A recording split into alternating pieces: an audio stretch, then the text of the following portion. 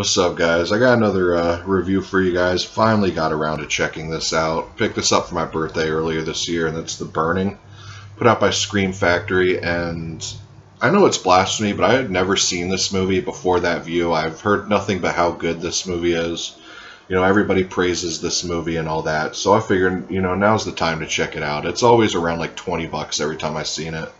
So I finally decided to just pull the trigger on it and get it. But I gotta say right off the bat, I really love this movie. You could tell it has some Friday the 13th elements, though, kind of, just because there's like an opening sequence where these camp kids are kind of playing a prank. You're not really sure if he's a camp counselor or what, but they're playing a prank on him. And he catches on fire, then it fast forwards 15 years, or I don't know how many years, but it fast forwards these years. And he's getting released from the hospital. And then it goes to this camp where all these kids are staying at a camp, like typical sleepaway camp or Friday the 13th. But yeah, it takes a lot. And then you know, they go on minor like trips or whatever, and Cropsy is there to kill them all.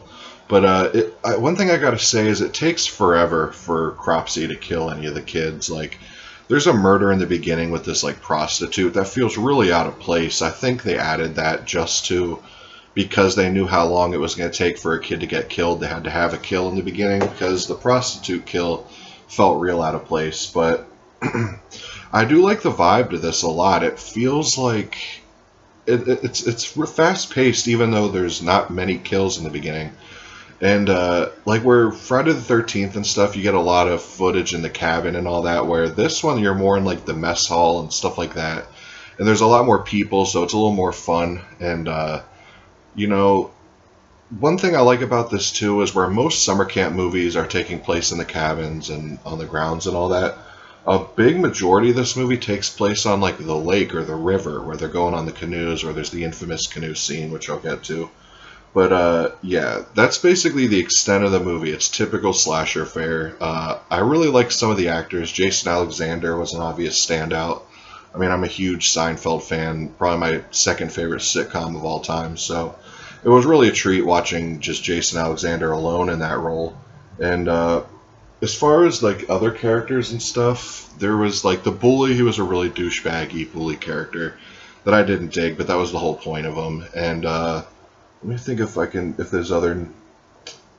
Yeah, the one actor's name isn't on this, but he was another good. He was the kid. He was in Super Mario Brothers and Hackers and stuff. It was cool seeing him in it. And yeah, and one thing too I gotta say is the hottest girl in the whole movie is the one you see her tits in, which I thought was really badass, because she kind of looks like Tina from Nightmare on Elm Street, and I always had a huge crush on her. So this girl looked a lot like her. She comes walking out of the cabin, and the big gratuitous tit scene was her, which I thought was really cool. But yeah, so that's about the extent of the characters. I thought this kid here, he was cool. They were picking on him and all that. You felt appropriately bad for him, my opinion. And Cropsy, as far as he goes as a killer, you never really see his face or anything until like 30 seconds at the end. It's all like POV shots, which is cool. And this big kill scene, like when they're on the canoes, because like I said, the last half of the movie is all on the canoes, and they're going on this canoe trip before they go home for the camp. But just so many people get slaughtered in this canoe, and just the build up and everything, how the scene looks, just broad daylight, the shears up and everything, it just was awesome. It was, you know, Tom Savini did the effects. It was just a beautiful kill scene. I just love the way it was shot, the way he popped out from under the canoe and all that, and it was just badass.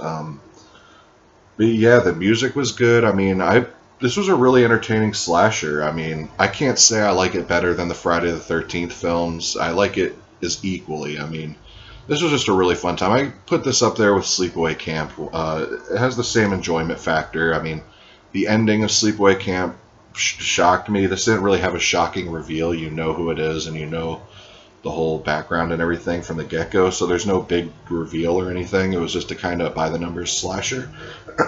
But like I said, I like the difference of how they did it with the canoe on the lake and everything. I thought that was really cool. And the ending, there was a cool like campfire scene at the end. I think is a really nice touch for the end of the movie. But yeah, it'll be a little bit before I watch it again. But I really love the movie. I give it an 8 out of 10. I've seen better slashers, but I definitely think this is worth a lot of the praise it gets. And one thing I find of note is this is the very first Harvey Weinstein movie he made, and there's a lot of like groping scenes. There's a lot of like, it's kind of just strange when you see some of the scenes, knowing Harvey Weinstein was behind a lot of it. Like, yeah, like there's a lot of underage girls. It seems like they're like kind of closing in on their asses or their tits or whatever in the movie, and like there's this one dude, he's kind of an asshole. He's like forcing himself on this girl in the lake pretty much and all that. So it makes you wonder, but the 80s were a different time, so you know, you kind of do that what it is. This is actually from 81.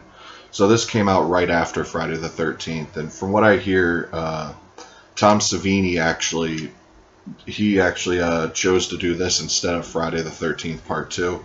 And that leads to my last point on this. The special effects were amazing, like really bloody, really awesome. There's like two scenes in particular with these shears going into the neck that just look brutal.